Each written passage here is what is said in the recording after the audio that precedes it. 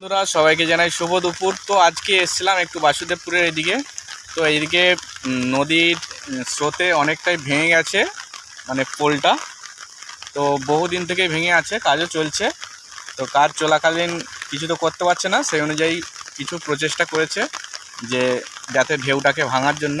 তো চলো তোমাদের দেখাবো কতটা বাঁধ ভেঙে আছে আর কিভাবে কি করা আছে।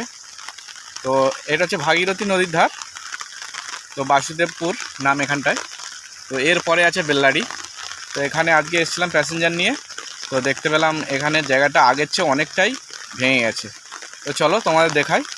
তো বন্ধুরা দেখতেই পাচ্ছ, এই হচ্ছে ভাগীরথী নদী। তো তার পাশাপাশি এই যে বাসুদেবপুরের এই যে বাঁধটা, তো আগের তুলনায় অনেকটাই বেড়ে গেছে ভাঙনটা। তো দেখতেই পাচ্ছ কীভাবে সেফটি করে রাখা হয়েছে আপাতত বর্ষার সময়। তো জোয়ার আসলে পুরোটাই ভরে যায় জলে। তো পানাগুলো দেখতেই পাচ্ছ কোথায় উঠে আছে। তো একটা খুবই ভয়ানক ব্যাপার। তো এইভাবে এখন কাজটাকে চালিয়ে রেখেছে, এইভাবে টিকিয়ে রেখেছে জায়গাটাকে। তো এটা যতক্ষণ না বর্ষাকাল শেষ হচ্ছে কাজটা পুরোপুরি সম্ভব নয় পুরো করা।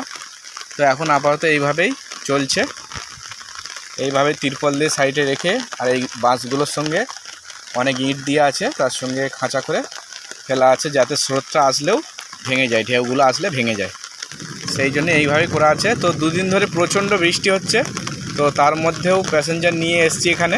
তো প্যাসেঞ্জারদের আগে ছেড়ে দিলাম, তো এখান থেকে আর গাড়ি নিয়ে যেতে পারলাম না। তো গাড়িটা ওখানটাতে দাঁড় করে রেখেছি।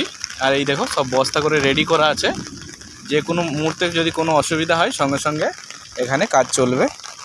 তো সেই জন্যই সব রেডি করা আছে। তো প্রচণ্ড বৃষ্টি হচ্ছে দুদিন ধরে, মেঘের খুব গর্জন। তো দেখা যাক কদিন বৃষ্টি হয়। নিম্নচাপ তো খুব জোর লেগেছে।